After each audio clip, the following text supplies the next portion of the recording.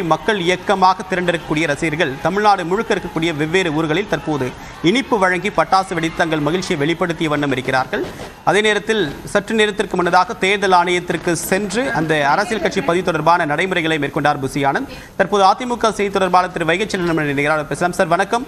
விஜயுடைய அரசியல் கட்சி பதிவு செய்யப்பட்டிருக்கு, தமிழக வெற்றி கழகம் அப்படின்னு பெயர் சூட்டப்பட்டிருக்கு, உங்களுடைய கருத்து? வணக்கம்.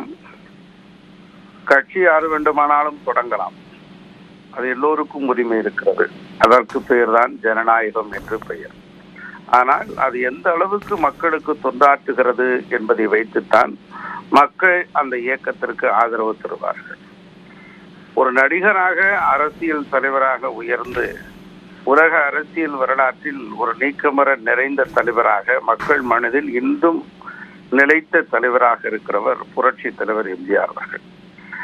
அவர் காட்டிய வழியில் அரை நூற்றாண்டு கால அரசியலை எழுதியவர் அம்மா அவர்கள். ஆக அதே வழியில் மீண்டும் ஒரு அரசியல் பயணத்தை ஒரு நடிகர்கள் தொடங்கினால் அது எந்த அளவுக்கு சாத்தியமாகும், வெற்றி பெறும் என்பதை மக்கள் மனதில் தான் இருக்கிறது.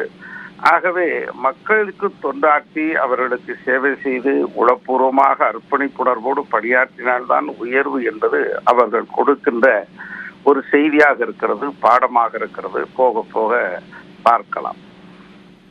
ஒட்டுமொத்தமா மக்கள் அரசியல் மாற்றத்திற்காக இயங்கிக் கொண்டிருக்கிறார்கள் அப்படின்ற ஒரு கருத்தையும் தன்னுடைய அறிக்கையில குறிப்பிட்டிருக்காரு. ஒவ்வொரு காலகட்டத்திலும் அரசியல் மாற்றத்திற்காக மக்கள் இயங்கிக் கொண்டுதான் இருக்கிறார்கள். அந்த மாற்றத்துக்காக சரியான ஒரு பொருந்தி போகிறவர்கள் யார் என்பதை பார்க்கிறார்கள்.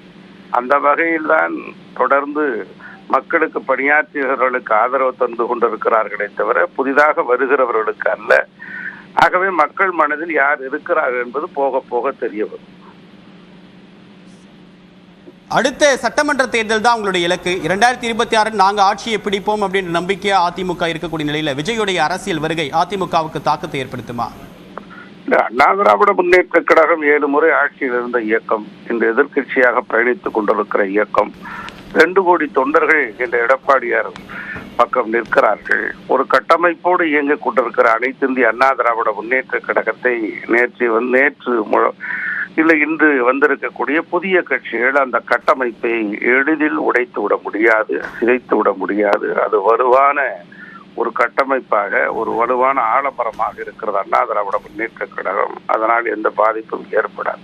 உங்களுடைய கருத்துக்களுக்கு மிக்க நன்றி திரு வைகைச்செல்வன். அடுத்ததாக பாஜகவுடைய மூத்த நிர்வாகி திரு அர்ஜுனமூர்த்தி நம்முடன் இணைகிறார். பேசலாம். சார் வணக்கம்.